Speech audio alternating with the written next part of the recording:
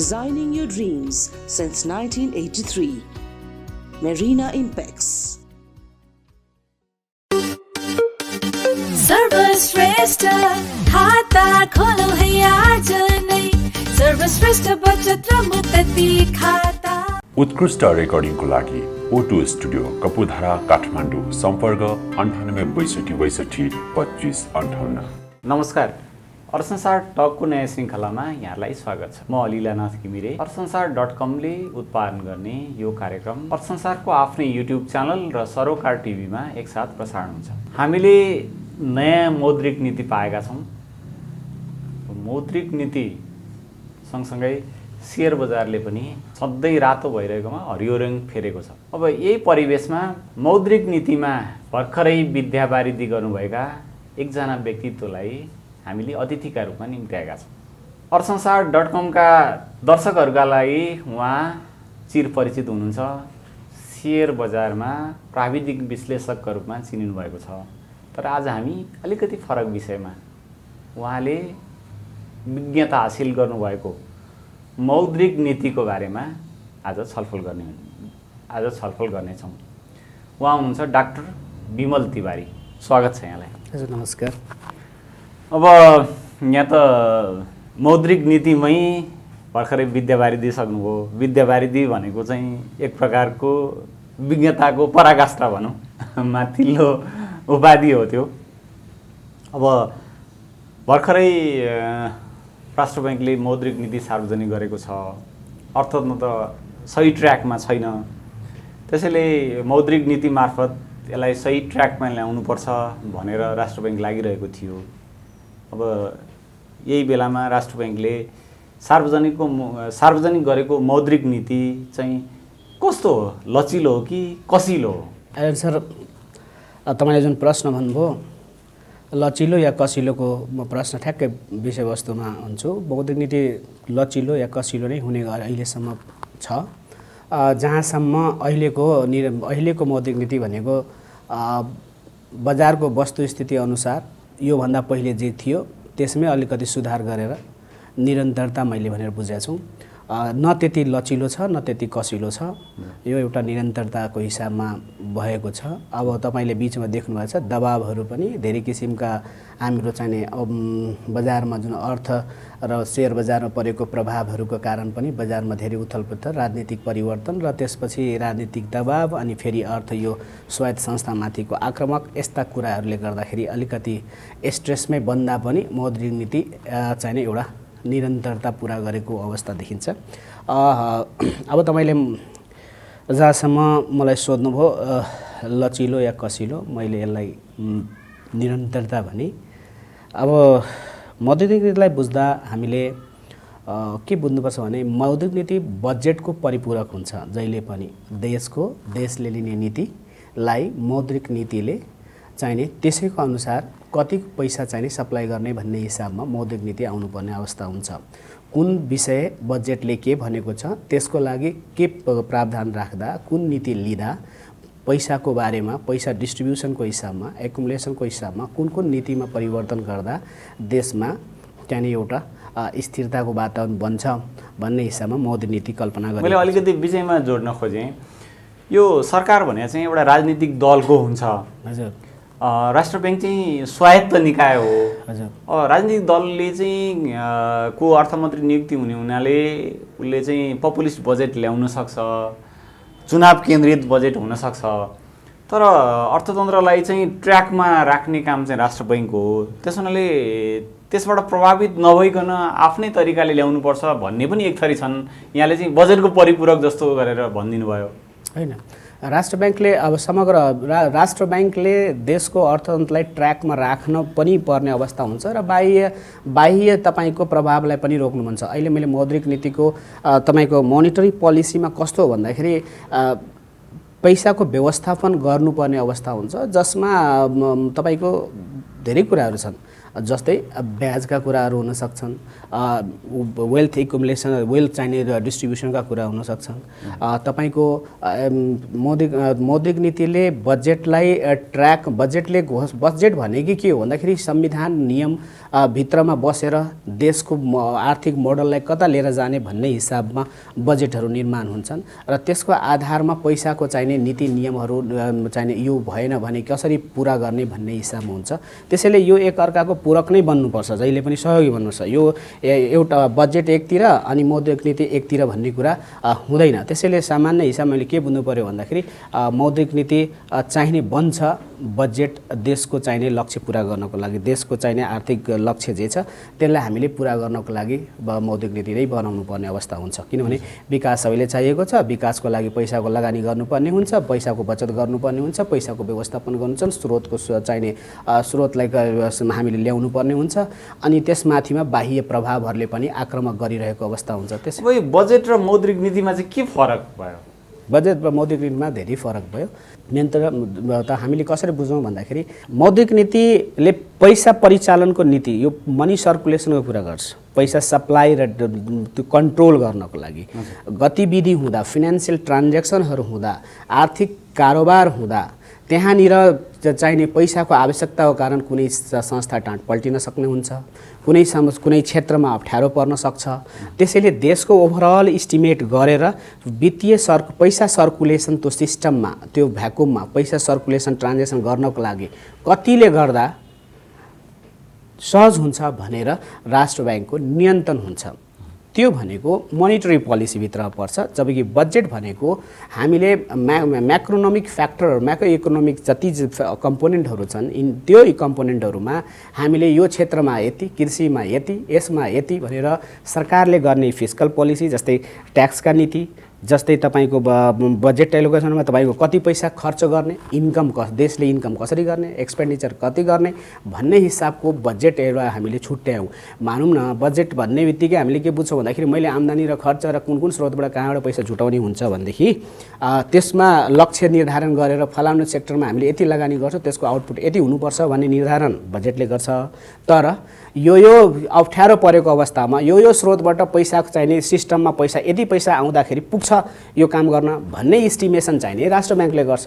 यसलाई यसै गरी बुझ्दा हुन्छ अर्थतन्त्र भनेको चाहिँ समग्र अर्थव्यवस्थालाई कसरी चलायमान बनाउने भन्ने कुरा भयो।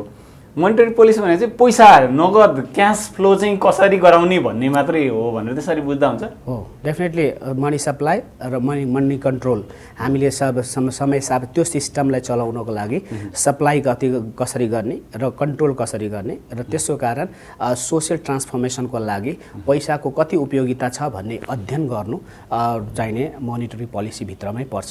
र मोनिटरी पोलिसीले आगामी तपाईँको हाम्रो देशमा त छैन, तर यसले चाहिने बिजनेस तपाईँको एक्टिभिटी इन्डेक्सको जरुरी छ, बिजनेस क्लाइमेट इन्डेक्सको जरुरी हुन्छ, पेड पैसा मान्छेले पे गर्न चाहेको कति हो, किन्न चाहेको सामानलाई किन्न चाहेको मूल्य कति हो, यसको आधारमा यहाँ इम्प्लोइमेन्ट इन्डेक्स छैन हैन। यी इन्डेक्सहरू पनि चाहिने हामीले चाहिने चाँडै हुनुपर्ने छ। प्राइसको इन्डेक्स दुईटै, तपाईँले रिसिभ गर्ने प्राइस त कसैले हाल्न चाहन्छ, कसैले किन्न चाहन्छ, यसको इन्डेक्सिङ हामीसँग छैन। तर यस्ता चिजहरू पनि बिस्तारै हामीले खर्च गर्ने स्पेन्डिङ इन्डेक्सका कुराहरू छैन। अहिले हामी निरन्तर एउटा केमा बस्छौँ भन्दाखेरि इन्फ्लेसनको एउटा प्यारामिटरमा हामी बस्छौँ, महँगाई कति भयो अनि त्यसपछि सस्तो कति हो भन्ने कुरामा हामी कुरा गर्छौँ, इन्ट्रेस्ट रेट के छ भन्ने कुरामा गर्छौँ। तर थुप्रै इन्डेक्सहरू छन् जसलाई मौद्रिक नीतिमा हाम्रो देशको अब जस्तै क्लाइमेट इन्डेक्स पनि बनाउन सकिन्छ। त्यो इन्डेक्सहरूले कस्तो हुन्छ भने नेक्स्ट 6 मन्थमा, नेक्स्ट 1 इयरमा नेपालको बिजनेस क्लाइमेट कस्तो हुन्छ, बढ्दो हुन्छ या घट्दो हुन्छ या निराशाजनक हुन्छ भन्न सक्नुपर्ने अवस्थाहरू हुन्छ। यी सबै फिनान्सियल र चाहिने म्याक्रो इकोनोमी इन्डिकेटर्सलाई कम्बाइन गरिसकेपछि चाहिने इन्डेक्सहरू तयार गरिन्छ, जोमा वर्कआउट गर्नलाई आवश्यकता छ। अब तपाईँलाई मैले जोड्न खोजेको विषय अर्कै ठाउँमा छ। मैले के खोजिरहेको थिएँ, नेपालमा कस्तो लचिलो या कसिलो मौद्रिक नीति त तपाईँले भन्नुभयो। नेपालमा कस्तो मौद्रिक नीति चाहिन्छ, किनभने हामी एउटा विकास उन्मुख देश हौँ, हामी अलिकति लिफ्ट गर्न खोज्दैछौँ। तर हामीले यसरी हेर्दाखेरि आयातमा आधारित अर्थतन्त्र हाम्रो छ, हामी सबै ब्याजमा आधारित छौँ, हामीले इन्भेस्टमेन्टमा कुरा गर्दैनौँ, हामीले चाहिने बचतको कुरा गर्छौँ, ब्याज दिएर चाहिने चलाउने गर्छौँ। त्यसैले हामी सबैजना चाहिने अस्तव्यस्त भएको सिस्टम अस्तव्यस्त भएको अवस्था छ। अलिकति हामीले कस्तो मौद्रिक नीति चाहिन्छ भन्दा पनि अलिकति सरल भाषामा हाम्रो सामान्य व्यक्तिहरूले बुझ्ने गरी यो मौद्रिक नीति के हो भन्ने कुरा चाहिँ अलिकति बुझाइदिन आवश्यक पर्ने जस्तो लाग्यो। किनभने धेरैले अब सेयर बजार बढ्छ कि घट्छ भन्ने कुरा मौद्रिक नीतिको पर्खाइमा हुन्छन्। रियल इस्टेटको चाहिँ व्यापार अगाडि जान्छ कि पछाडि बढ्छ भन्ने कुरा पनि त्यही कुरेर बसेका हुन्छन्। धेरैले चाहिँ मौद्रिक नीतिको पर्खाइ हुन्छ। तर मौद्रिक नीतिले के दियो भन्ने कुरा थाहा नहुँदाखेरि पनि बजार बढ्ने र यो चाहिँ रियल इस्टेट घट्ने अवस्था पनि देखिएको छ। अलिक सरल भाषामा हामी हाम्रो दर्शकहरूलाई चाहिँ सबैले बुझ्ने गरी चाहिँ भनिदिनु न। एलएन सर, तपाईँले दुईवटा प्रश्न बुझ्नुभयो। एउटा प्रश्न के भने मौद्रिक नीति सरल भाषामा एउटा हाम्रो साधन हिसाबमा कसरी बुझ्ने भन्ने कुरा गरेर राख्नुभयो। मौद्रिक नीतिलाई यसरी बुझौँ, हामी मानौँ 10 जना छौँ, सबैसँग 10-10 रुपियाँ छ र 10 रुपियाँ गरी जम्मा हुँदा 100 रुपियाँ राष्ट्र ब्याङ्कले 100 रुपियाँ यो मनी सर्कुलेसनको लागि 100 रुपियाँ छ मानौँ। हुनसक्छ त्यो 10 रुपियाँ कसैसँग 2 रुपियाँ हुनसक्छ। आफ्नो आफ्नो स्ट्याटसको हिसाबमा वेल्थ इक्युमुलेसन इक्वल त छैन, इक्वालिटीमा त डिस्ट्रिब्युसन भएको छैन। वेल्थ त चाहिने कसैसँग 8 रुपियाँ होला, कसै 10 रुपियाँ होला, कसैसँग 20 रुपियाँ, आफ्नो आफ्नो तपाईँ क्रेडिबिलिटी अनुसारको आफ्नो आफ्नो वेल्थ डिस्ट्रिब्युसन भएको होला। यस्तो बेलामा अब 100 रुपियाँ राष्ट्र ब्याङ्कले 100 रुपियाँ सिस्टममा सर्कुलेसन गरेको छ। हुनसक्छ 6 जनाको भागमै चाहिने 12-12 रुपियाँ गरी पर्यो भनेदेखि 2-3 जनासँग पैसा नहुनसक्छ। यस्तोमा एउटा क्राइसिस आउन सक्छ, एउटा सेगमेन्टलाई चाहिने गाह्रो हुनसक्छ, कसैको बिजनेस लिक्विडिटीमा जान सक्छ, कसैलाई चाहिँ ब्याङ्क्रप्सी हुनसक्छ। यस्ता समस्याबाट कम्तीमा कोहीसँग बोरोइङ लिनु पर्यो, त्यो भन्दाखेरि सापटी लिनु पर्यो। सापटी लिनको लागि पनि इन्टरब्याङ्क जसरी ब्याङ्कहरूको बिचमा आपसमा लिनु पर्यो भने इन्टरब्याङ्क रेट लाग्ने भयो, जनताहरूको बिचमा गर्दाखेरि ब्याज दर लाग्ने भयो। यो सिस्टमबाट हाम्रो मोनिटरी यो सिस्टममा एउटा चाहिने चलिरहेको छ, जसलाई नियन्त्रण गर्ने वाचडगको रूपमा राष्ट्र ब्याङ्क उभिरहेको हुन्छ। उसले हेर्छ कतै हाम्रो यहाँ भएको बिजनेस, यहाँ भएको जनता अर्थात् यहाँको पिपल प्रोसेस सिस्टममा हेर्दाखेरि पैसाको आवश्यकता कतै छ कि यदि पैसा बढी हाल्नुपर्छ त्यहाँ दिनुपर्छ भने त्यो लोनको रूपमा कसरी सहज बनाउने, त्यहाँबाट बढी पैसा भएको कारण मूल्य बिक्री भइरहेको छैन, कारोबार भइछन् कसरी तान्ने भन्ने काम हामीले त्यहाँ जाने एउटा छुट्टै निकायबाट मोनिटरिङ गरिरहेको हुन्छ। त्यो काम भनेको त्यसको लागि जुन पोलिसी जुन नीति बनाइन्छ कि पैँचो लिने काम, आवश्यकता पर्दाखेरि त्यो पैसा बढी प्रिन्ट गरेर दिने काम, लिने काम, यी चिजहरू चाहिने। अनि त्यसपछि तपाईँको त्यहाँनिर यदि धेरै भयो र मान्नुहोस् न कुनै व्यापार धेरै भइरहेको छ, कसैले सामान हामी बेच्दैछौँ, बेच्दाखेरि यस्तो अवस्था आउन सक्छ कि उसले आधी पैसा एकतिर भएपछि म आफ्नो सामानलाई मोनोपोली हिसाबमा मूल्य निर्धारण गर्ने कामहरू हुन थाल्छ। त्यो हुँदा पैसा नहुने मान्छेले त किन्न सक्दैन, नकिनेपछि उसले केही समयको लागि आफ्नो आवश्यकतालाई थाँती राखेको हुन्छ। त्यो थाँती राखिसकेपछि के राष्ट्र ब्याङ्कबाट सापट लिएर बोरोइङ लिएर फेरि लिएर आएर उसले सिस्टम हुँदा उसलाई थाहा हुन्छ हल्का प्राइसको तल चेन्जेस हुन थाल्छ र फेरि स्टेबल हुँदै फेरि प्राइस चाहिने इक्विलिब्रियम फेजमा जान्छ। यसरी एउटा सिस्टम चाहिने चलिरहेको अवस्था हुन्छ। त्यसैले राष्ट्र ब्याङ्कको चाहिने छुट्टै काम भएकोले, रोल भएकोले यो हाम्रो चाहिने मौद्रिक नीति भनेको पैसालाई परिचालन गर्नको लागि चाहिने बेलामा त्यहाँनिर कर्जा उपलब्ध गराइदिने र नचाहिने र ओभरफ्लो भएको बिजनेसको चाहिने एउटा सेचुरेसन स्टेजमा गयो भने फेरि त्यहाँबाट पैसा तानिने, ताकि हुन्छ। किन यस्तो छ भन्दा हाम्रो अर्थतन्त्र नाफामूलक अर्थतन्त्र भइरहेछ। हामी लगानी बेस्ड अर्थतन्त्रमा छैनौँ। हामीले लगानी गरेर कमाउनुपर्छ भन्ने हाम्रो अर्थतन्त्रको छैन। अहिलेसम्म हामीले वेस्टर्न जो हाम्रो कल्चर छ कि ब्याजमा आधारित छौँ, एकले अर्कोलाई केही धितो दिने अनि त्यो धितो बापतको काम गर्ने अनि कारोबार गरेर नाफा कमाउने अर्थतन्त्रमा छौँ, जसको कारण चाहिने के भइरहेछ भन्दाखेरि वेल्थ पनि चाहिने इक्वली डिस्ट्रिब्युसन भएको छैन। मान्छे दासत्व प्रथा कन्टिन्यू हुन्छ, जहाँ दमनको हुन्छ, जहाँ अभिमानको जन्म हुन्छ, जहाँ मान्छेको चाहिँ एउटा चाहिने सम्पत्ति भएपछि चाहिने ठुलो हुन्छ भन्ने हिसाबको छ, जहाँ गरिब हुन्छु भन्ने डरको पैदा हुन्छ। त्यसैले यो ब्याजमा आधारित अर्थतन्त्रको मोडल हो र अहिले तपाईँको मैले अर्थतन्त्रको मोडल भएकोले हामीले के बुझ्नुपर्छ भन्दाखेरि कि अब बजेटलाई हामीले हेर्दाखेरि दीर्घकालीन हामीले बजेट हेर्दाखेरि प्रोजेक्टहरू पनि दीर्घकालीन प्रोजेक्ट हुन्छन्, बनाउनु जरुरी छ देशको, मध्यकालीन प्रोजेक्ट हुन्छ र अल्पकालीन हुन्छन्। त्यही अनुसारमा राष्ट्र ब्याङ्कले पनि अल्पकालीन फन्ड आवश्यकताको लागि फन्डहरू तयार गरेका हुन्छन्, मध्यकालीन पनि छ, दीर्घकालीनको प्लान योजनाहरू के कस्तो छ राष्ट्र ब्याङ्कमा मैले देखेछन् त्यति साह्रो। दीर्घकालीन योजनाको लागि 5 वर्ष 10 वर्ष 20 वर्ष प्रोजेक्टहरूमा फन्डिङ कसरी गर्ने, कुन स्रोतबाट गर्ने भन्ने अहिलेसम्म गभर्मेन्टको पनि त्यो धारणा आइसकेको अवस्था देखिँदैन। त्यसै नेपालको विकासको model next 20 years down the line बनाउनको लागि कुन सोर्सबाट कति फन्डिङ राष्ट्र ब्याङ्कबाट डाइरेक्टै गर्ने, ब्याङ्किङ च्यानलबाट गर्ने, गभर्मेन्टको इन्भेस्टमेन्ट बोर्डबाट गर्ने भन्ने कुराको चाहिँ नि एउटा छैन।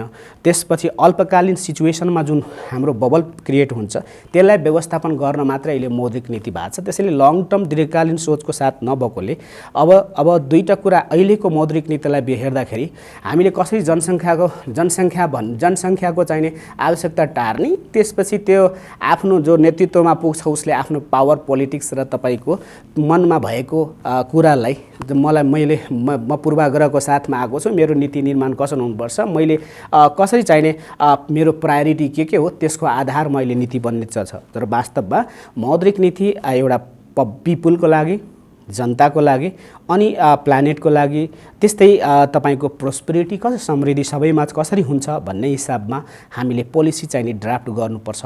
यसरी चाहिने र मूल उद्देश्य भनेको गरिबी निवारण हो। यो अलिकति राष्ट्र ब्याङ्कले हरेक वर्ष मौद्रिक नीति ल्याउँछ, त्रैमासिक समीक्षा पनि गर्छ।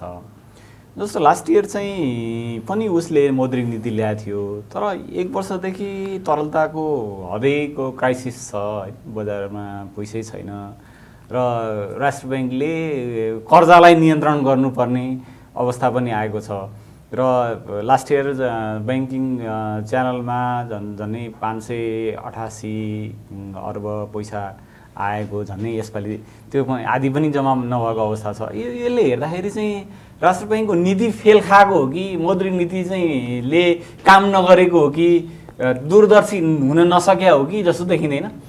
डेफिनेटली लगभग 322 करोडको हाराहारी सिस्टमबाट पैसा गत वर्ष हुने चाहिने निक्षेप सङ्कलन भएको छ। 322 करोड चाहिने निक्षेप सङ्कलन नहुन सकेको अवस्था भन्ने हिसाबमा मौद्रिक नीतिमै प्रष्टसँगले उल्लेख भएको छ। अर्थात् 266 अर्ब निक्षेप लिएको छ। त्यही चिज हामीले लगभग त्यति बेला 588 अर्बको हाराहारीमा हामीले निक्षेप सङ्कलन गत वर्षको हिसाबमा हेर्दा 588 अर्बको हाराहारीमा हामीले निक्षेप सङ्कलन गर्न सक्ने, यसपटक 266 अर्ब हुने, अर्थात् लगभग 322 अर्ब बराबरको पैसा त सिस्टमबाट हराएको छैन।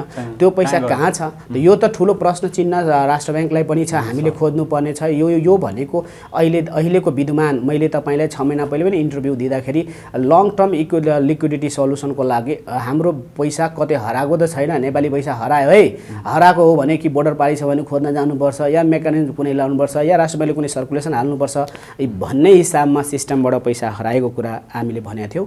अहिले बचत पनि हुन सक्दैन। यो आजदेखि होइन, फेरि तपाईँले हेर्नु भने नेपालको लिक्विडिटी हरेक 2 वर्षमा तपाईँ चाहे 12 मा हेर्नुहोस्, 16 मा हेर्नुहोस्, तपाईँको त्यसपछि अहिले आएर हेर्नुहोस्, लिक्विडिटी रिपिटेडली भइरहेको छ। जब हामीसँग सिस्टममा पैसा त्यति ठुलो चाहिने कर्पोरेटहरू हामीसँग छैन जहाँको क्यासको कारोबार, अहिले त हामी डिजिटलाइज हुँदै आएर सिस्टमबाट चाहिने पैसा पेमेन्टको सबै छ, चेक ट्रान्जेक्सनहरू पनि सुरुवात गरिसक्यो। कुनै बेला क्यासमा बोकेर लिएर 10 लाख रुपियाँ 20 लाख रुपियाँ 50 लाख रुपियाँ मान्छेले एक ब्याङ्कबाट अर्को ब्याङ्कमा गर्ने अवस्था थियो भने अहिले त इन्टरब्याङ्क ट्रान्जेक्सनहरू पनि भइसकेको छ। त्यसैले सिस्टममै धेरै पैसा हुनुपर्ने अवस्थामा सिस्टममा ब्याङ्कमा पैसा छैन, निक्षेप सङ्कलन गर्न सकेनौँ भनेर ब्याङ्कहरूले भनिरहेका छन्। जबकि ब्याज दर बढेको छ, सेयर बजार घटेको छ भनिसकेपछि सिस्टममा पैसा तपाईँले भन्नुभएको कुरा प्रष्टसँगले देखिन्छ।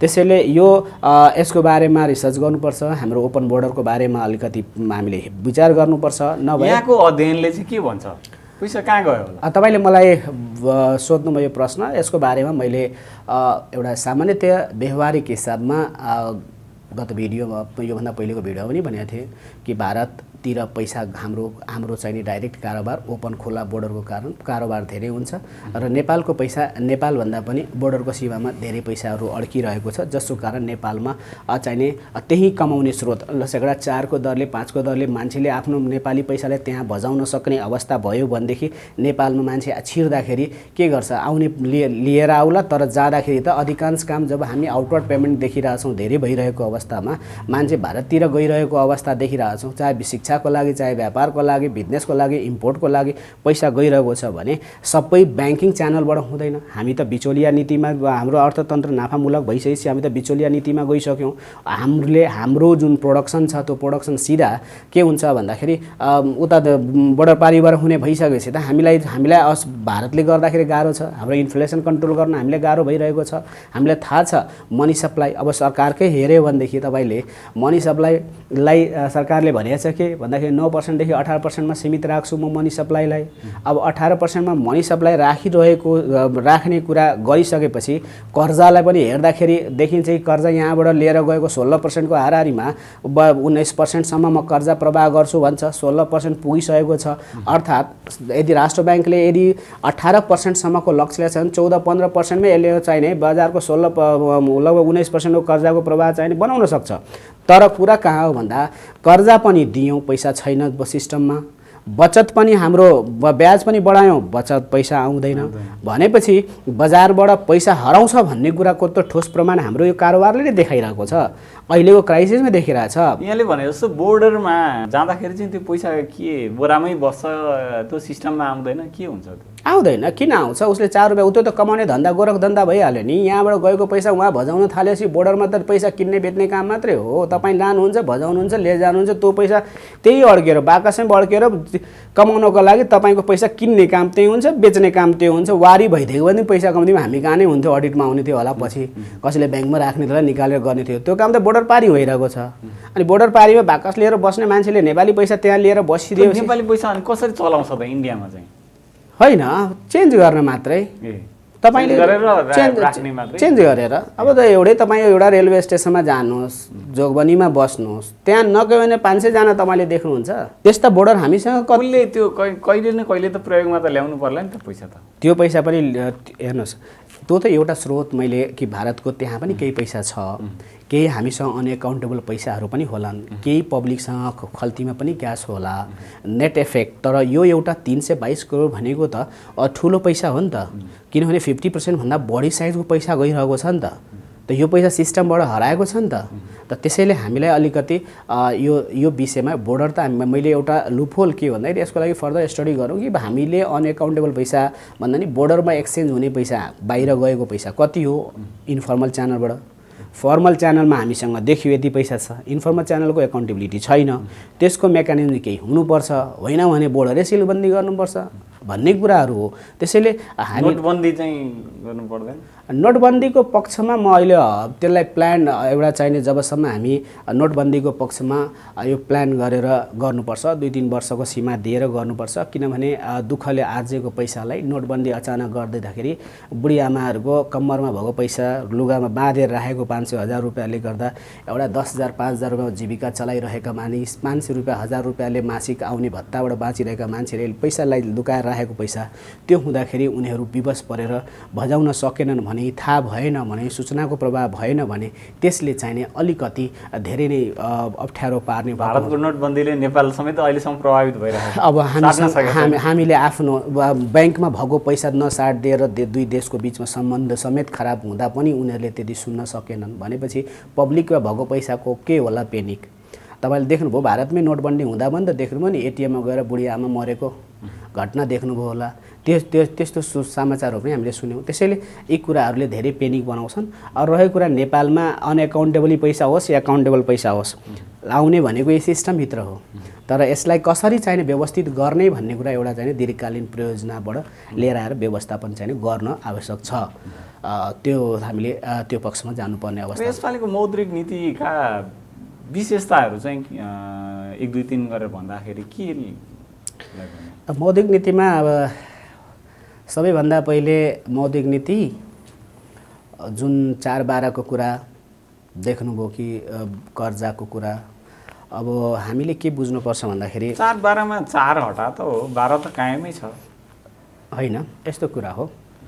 अलिकति यसलाई म अर्कै किसिमबाट तपाईँलाई एड्रेस गर्न चाहन्छु।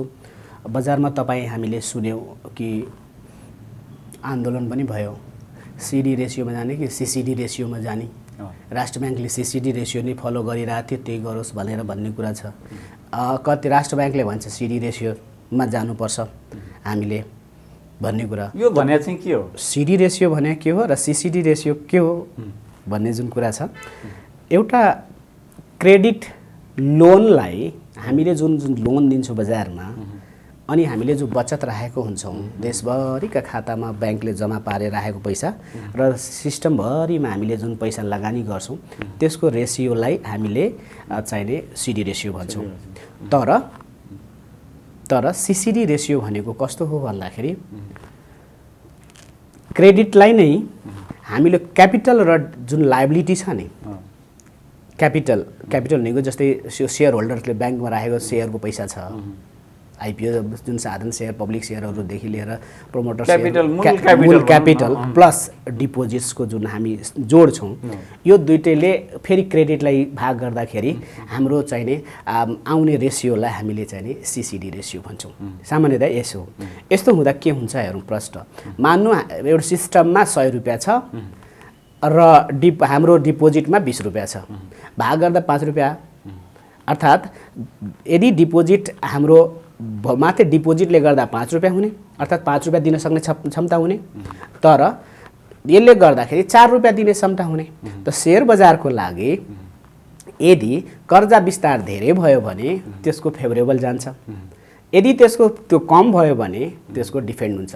कर्जा दिने क्षमता चाहिँ ब्याङ्कसँग बढी भयो भनेदेखि बजारमा पैसा छ भन्ने बुझिन्छ हैन, त्यसले गर्दाखेरि सेयर बजार उचालिने भयो र बढी पैसा दिँदाखेरि बढी पैसा उसले ऋणमा लगानी गर्दाखेरि उचालिने भयो।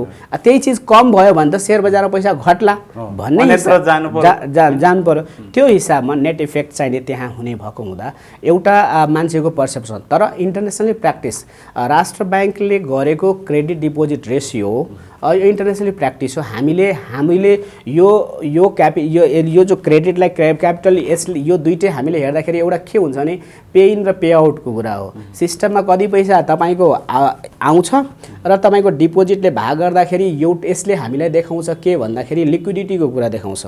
तर सिडी रेसियो हामीले जुन काम गर्छौँ हाम्रो सिस्टममा लगानी र चाहिने डिपोजिटको चाहिने स्टेबिलिटीको कुरा हुन्छ। त्यसैले राष्ट्र ब्याङ्कले क्रिएट गरेको इन्डेक्सको विरोध भन्दा पनि यो वस्तुस्थित इन्डेक्सहरूलाई डेभलप गर्दै जानुपर्ने भएको हुन्छ। सबै मान्दै जानुपर्ने अवस्था हुन्छ। त्यसैले राष्ट्र ब्याङ्कले पनि दुईटै रेसियो लिएर जाला मलाई लाग्छ।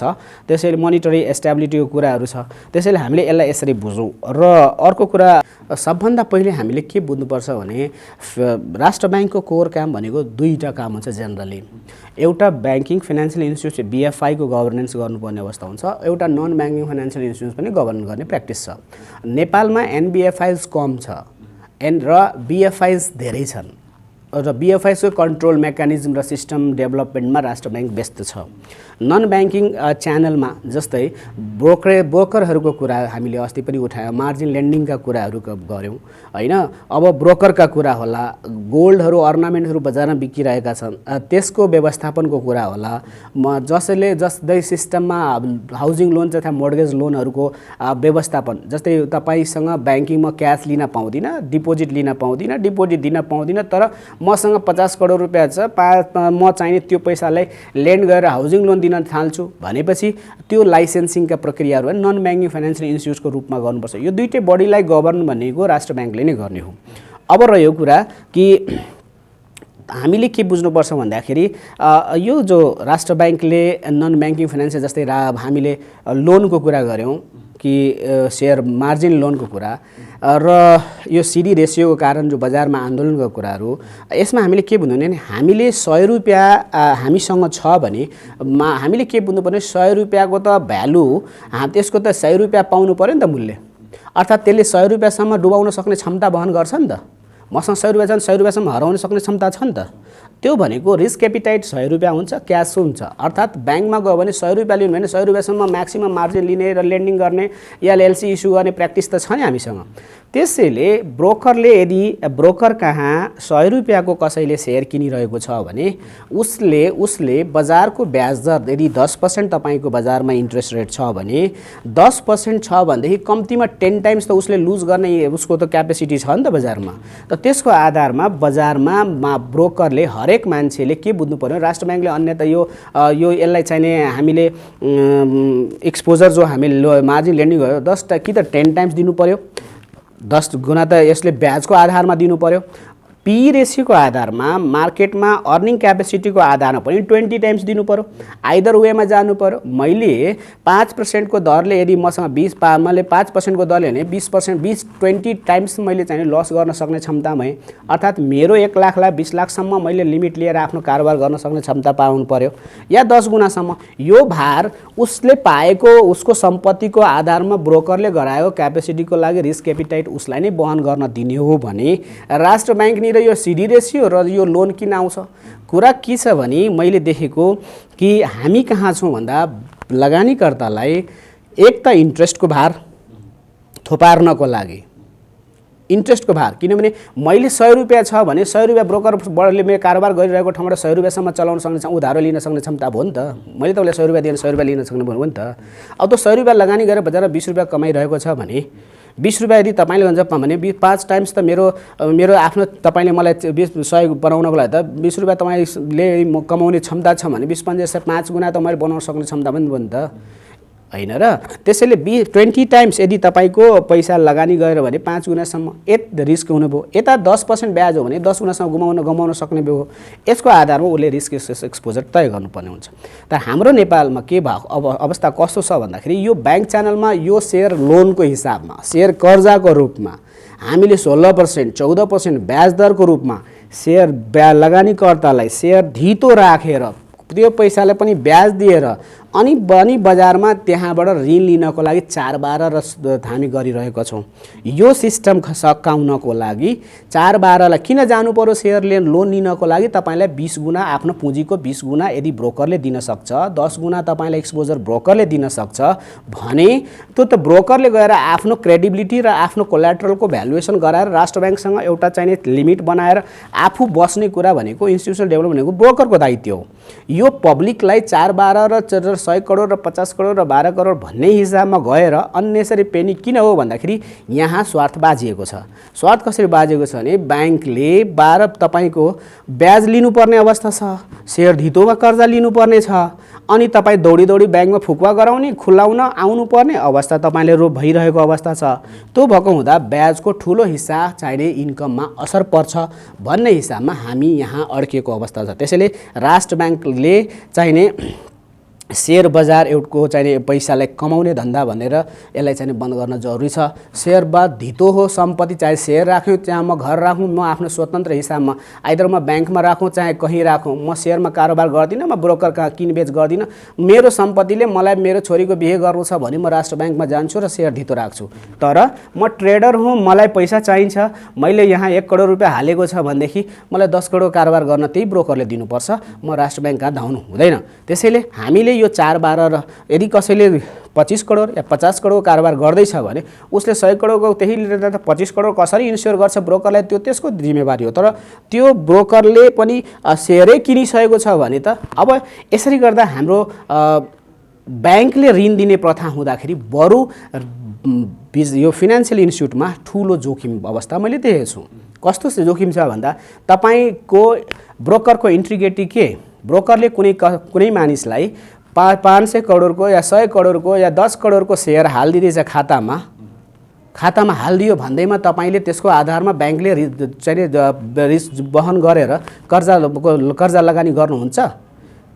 राष्ट्र ब्याङ्कले ब्याङ्करको त्यो जुन मान्छेले सेयर हालिरहेछ, जुन ब्रोकरले सेयर किनिदियो उधारो सेयर किने हो कि त्यो सेयर किनेको हो कि उधारोमा सेयर किनेर ल्याएर उल्टो ब्याङ्किङ सिस्टममा चाहिँ जोखिम भार बढेको हो कि भन्ने कुराको स्टडी त भएको छैन।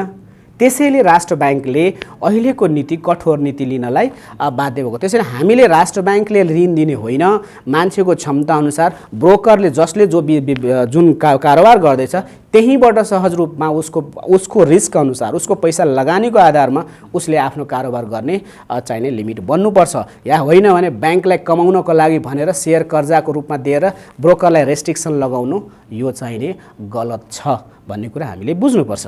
त्यसरी मैले तपाईँलाई देखेँ मार्केट रिस्क छ, इन्ट्रेस्ट रिस्कको हिसाबमा हामीले चाहिने हामी स्वार्थमा यदि आधारित अर्थतन्त्रमै हो भने त मैले 100 रुपियाँ मसँग 100 रुपियाँ छ, जोखिम त्यसको भ्यालु 100 रुपियाँ हुन्छ भने म जोखिम पनि 100 रुपियाँ लिन सक्छु।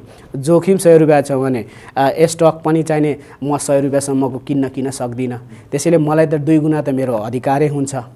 र बजारमा 10 अब ब्रोकरेजैले होला बढीमा सिजिटी तिर्नुपर्छ। यसको हिसाबमा जोखिम भनेको के हो सेयर बजारमा? त्यही त हो नि। मार्केटमा एक त हामीलाई क्यापिटल रिस्क हुन्छ नि बजारमा, त्यसमाथिमा इन्ट्रेस्टको रिस्क हामीलाई थपिदिएको अवस्था छ। त्यसैले हामी सजग लगानीकर्तादेखि लिएर सबैले चाहिँ सजग हुनुपर्छ र सुधार हुनुपर्छ। अब अहिले मौद्रिक नीति जुन आयो, अब त्यसको यो व्यवस्थापनका चुनौतीहरू चाहिँ के देख्नु भएको छ यहाँले? अब सबैभन्दा पहिले चुनौती हामीले बुझेको छौँ कि फरेन करेन्सी व्यवस्थापन कसरी गर्ने। किनभने हाम्रो विदेशी पैसा पनि कम हुँदैछ, 7 महिनालाई मात्रै धान्न सक्ने भन्ने प्रश्न मौद्रिक नीतिमा लेखेको छ। 26.7 को हाराहारी 6 मन्थहरूलाई मात्रै धान्ने अवस्था छ र पैसा चाहिँ गत वर्षभन्दा यो वर्ष पनि घटेको अवस्था छ। त्यसमा सीमित गर्ने भनेको छ हैन? सीमित गर्ने होइन, त्यो त घटेकै छ। 7 महिनालाई पुग्ने चाहिँ राख्ने जसरी पनि राख्ने, तर 6.67 चाहिँ घट्दै गएको छ। त्यति मात्रै धान्न सक्छ, खाली हुँदैछ, भर्ने ठाउँ छैन।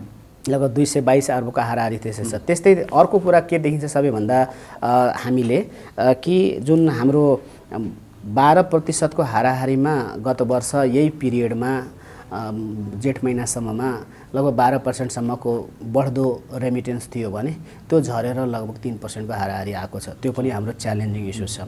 अब त्यसलाई कसरी सम्बोधन गर्ने? वैदेशिक व्यापार तपाईको घाटामा छ, हाम्रो जुन विप्रेसन आउँछ रेमिटेन्स आउँछ त्यो पनि घाटामा छ, हाम्रो ब्यालेन्स अफ पेमेन्ट पनि घाटैमा छ, अनि हाम्रो चालु खाता पनि गत वर्षभन्दा घाटामा देवस्था छ। अब यसरी हिँड्दा वैदेशिक मुद्राले नेपाली मुद्राको अवमूल्यन गरेको अवस्था देखिन्छ। त्यो पनि 6.6%ले घटिसकेको अवस्था, डलरले थिचिसकेको अवस्था देखिन्छ। यसरी हामीले हेर्दा हामीसँग च्यालेन्जेस अहिले थुप्रै छ। सेगमेन्ट वाइज हामीले कुरा गऱ्यौँ भने पनि चाहिँ यसो हेर्दाखेरि के देख्छ, आयातमा 27%ले वृद्धि हुन्छ। अब आयातको च्यालेन्ज हेरौँ, आयातलाई 53%ले हाम्रो निर्यात चाहिँ बढ्छ। त्यो भनेको कति हो भन्दाखेरि हाम्रो निर्यात जम्मा 100 लगभग 85 अर्ब छ, त्यो पनि 53% बढेको अवस्था, बढ्दाखेरिको अवस्था 185। अब हामी हेरौँ कि तर देशको लागि आयात 1577 अर्ब छ। यो भनेको जति हाम्रो टोटल निर्यात छ त्यसको 10 गुणा हामीले वृद्धि गर्नुपर्नेछ। अब त्यस्तो हुँदा प्लान खोइ, उत्पादन बढाउने केही योजना छैन, उत्पादन पनि छैन। उत्पादन त सधैँ छैन, अहिले उत्पादनको पक्षमा आउँछु। उत्पादन छैन, तर 10 वर्ष डाउन द लाइन, 15 वर्ष डाउन द लाइन कुन फन्डबाट कुन प्रोजेक्ट र आयोजना पुरा हुन्छन्, न त बजेटले सम्बोधन गरेको छ, न त मौद्रिक नीतिले त्यसको बारेमा ठोस व्यवस्थापन गर्न सकेको छ। त्यसैले हामीले यो चाहे लङ टर्म दीर्घकालीन हाम्रो योजना के अल्पकालीन के मिडियम टर्मको प्रोजेक्टहरूको के भन्ने हिसाबमा हामी क्लियर नभइकन त्यसै विप्रेसन सेवा त चाहिने मैले तपाईँले भनिहालेँ कि 12.6% थियो, जो चाहिने गएर 3.8%मा झरेको अवस्था देखिन्छ। अब चालु खाता यसरी हेर्नुभयो भने हाम्रो जो क्यापिटल एकाउन्ट छ नि, हामीलाई छक्क पर्छ के हामी के हेरेर बसिरहेछौँ, कसरी केही चिज त हामीले सोच्नुपर्ने अवस्था छ नि। हाम्रो चालु खाता हेर्दाखेरि लगभग 595 अर्ब 73 करोडको घाटा रहेको छ भन्ने हिसाबमा हामीले त्यो बुझ्यौँ भन्दाखेरि जबकि यो 298 अर्ब गत वर्ष थियो, गत वर्ष 298 अर्ब थियो। अब यो वर्ष 595 अर्ब, लगभग हामी फेरि हाम्रो जुन शोधान्तर घाटा छ यो पनि लगभग 300 अर्बको हाराहारीमा छ। यसको समाधान कसरी गर्ने त भन्ने योजना हामी देख्दैनौँ। त्यसैले अब अर्को अमेरिकन डलर, त्यसपछि शोधान्तर घाटा त हो। त्यसपछि हामी के बुझौँ भन्दाखेरि चालु खाता लगभग 300 अर्बको हाम्रो घाटामा गयो भने शोधान्तर घाटा ब्यालेन्स सिटलाई हामीले ब्यालेन्स अफ पेमेन्टलाई हामीले हेऱ्यौँ भने 270 अर्ब रुपियाँको बराबर हाम्रो चाहिने छ। जबकि 15 अर्बले गत वर्ष थियौँ, यसपटकको हाम्रो ब्यालेन्स अफ पेमेन्ट 270 अर्बले घाटामा गएको छ। सानोतिनो घाटा छैन। त्यसैले जुन इफेक्ट छ, मल्टिप्लायर इफेक्ट जो देखिरहेको छ, त्यो इफेक्ट यो सामान्य निरन्तर प्रक्रियाबाट हामीले सिस्टमको निरन्तरता मात्रै गरेर, नम्बरको एडजस्टमेन्ट मात्रै गरेर 1% 2% तपाईँले चाहिने उसमा के अरे एसएलआर र सिएलआरलाई टच गरेर एउटा सानो त्यो 4-12 को नीति हटाएर दीर्घकालीन समस्या त समाधान हुने जस्तो लाग्दैन। यसको लागि जबसम्म हामीले एउटा डाइनामिक गतिशील चाहिँ मौद्रिक नीति जसले दिगो विकास अनि दिगो चाहिने निरन्तर ग्रोथको परिकल्पना गर्छ त्यसको पनि आवश्यक छ। यसले महँगी बढाउँदैन यो मौद्रिक नीतिले? हामीले गत महिनाभन्दा जेठभन्दा असाढको महँगी हेर्दाखेरि नेपालको महँगाई दर कम भएको अवस्था देखिन्छ। यसमा मेरो के अब्जेक्सन कस्तो कुरा छ भन्दाखेरि महँगी नियन्त्रण गर्नको लागि हामीले कालीमाटीमा गएर होलसेलमा गएर पसलबाट त्यहाँबाट लिएर आएर एउटा डाटा समझदारीमा त्यो एउटा खाद्यान्नको र नखाने चिजको अर्थात् उपभोग्य वस्तु र उपभोग गर्न नसक्ने खालको कन्ज्युमर नन कन्ज्युमर गुड्सको आधारमा महँगाईलाई लिने सिपिआई कन्ज्युमर प्राइस इन्डेक्सको रेटिङ गर्ने अहिलेसम्म मैले देखेको छु। यो पनि तपाईँको मलाई लाग्छ सिपिआईको चाहिने जेनरली हाम्रो सिडिएसले तथ्याङ्कहरू तयार पार्दछ। अब यसमा 6.5% र 7.5 असारमा देखिएको अवस्था छ। हुन त औसतमा 6.5% को देखिरहेछ। यसलाई हामीले कसरी बुझ्यौँ? महँगाई नियन्त्रण गर्नको लागि हामीले के चिज आवश्यक छ भन्दाखेरि हामी सिस्टम बनाएका छौँ, बजारहरू आउटलेटहरू छन्, आउटलेटमा हाम्रो कारोबार भइरहेको छ, हामी कौली किनिरहेको छौँ, सामान किनिरहेको छौँ। त्यसको एउटा इन्टिग्रेटेड सिस्टम डेभलप नगरिकन प्राइस बजारमा चाहिने एउटा मूल्य दर कस्तो भयो नभइकन हामी त ऊ पनि आउँदैनौँ। के अरे हाम्रो त मूल्य वास्तविक मूल्य कन्ज्युमर प्राइस इन्डेक्स कति हो र होलसेल प्राइस इन्डेक्स कति हो भन्ने पनि हामी छुट्याउन सक्दैनौँ। त्यसैले अथेन्टिक पिक्चर पनि आउन जरुरी छ। अब रहेको कुरा मूल्य बढ्छ भन्ने कुरा, मूल्य त डेफिनेटली यदि पैसाको तपाईँले मनी सप्लाई बढाएको अवस्थामा त अहिले कस्तो छ भन्दाखेरि बजारमा ब्याज दर बढाइदिएको अवस्था छ। ब्याज दर बढाइदिएकोले मान्छेले के गर्छन् भन्दाखेरि ब्याजतिर आकर्षण हुने भएकोले आफ्नो आवश्यकतालाई टार्ने र सामान कम किन्ने हिसाबको रणनीति लिएको हो। यो गर्दाखेरि केही समय जुन सिचुएसन छ डलरको सञ्चित बढाउने, त्यसैले अन्तर्राष्ट्रिय चाहिने बजारमा डलर मूल्य दर बढे पनि नेपालमा चाहिने पनि मूल्यको प्रभाव सकारात्मक हुन्छ, बढ्छ नै। तर अहिले त्यो सिचुएसन ब्यालेन्स गर्नको लागि त्यसैले त राष्ट्र ब्याङ्कले यसपटक जुन मनी सप्लाईका कुराहरू गरेका छन्, मनी शुल्क बेन्चमार्कलाई खुकुलो बनाउनु गरेका छ, कर्जालाई 19% लिएर जान्छु भनेर भनेको छ, त्यो सहज बनाएरै लिएर जाने भन्ने हिसाबमा गर्देखि दुईटै आइदर वेमा गएको अवस्था देखिन्छ। त्यसैले हामीले के बुझ्नुपर्छ भन्दाखेरि महँगाई बढ्यो भने पनि त्यति आत्तिनुपर्ने अवस्था हुँदैन, योसँग कम्प्रोमाइज गर्दै जानुपर्छ। यसो कारण अब यो देशमा लिक्विडिटीको समस्या छ, यसमा जग्गामा भोलिमा असर आउन सक्छ। त्यसैले यी चिजहरूलाई केही समयमा राष्ट्र ब्याङ्कले पैसाहरू दिएर सिस्टमलाई चाहिने ब्यालेन्स गर्न खोजेको अवस्थाहरू छ। त महँगाई चाहिने कन्ट्रोल गर्न सकिन्छ वेयर हाउसिङको त्यसैले मैले भने लङ टर्मको जुन प्रोजेक्टहरू छ त्यो फाइनेन्सिङ नगरिकन त्यसको सपना देखिकन तपाईँले महँगाईलाई कन्ट्रोलमा ल्याउन सक्नुहुन्न।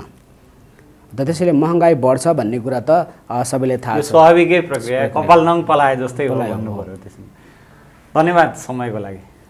धन्यवाद एलन सर, तपाईँले पनि मेरो विषयवस्तु समेटेर चाहिने कुरा राख्ने बाटो मिलाइदिनु भयो। फेरि पनि अर्को विषयमा हामी भेटौँला। धन्यवाद, नमस्कार।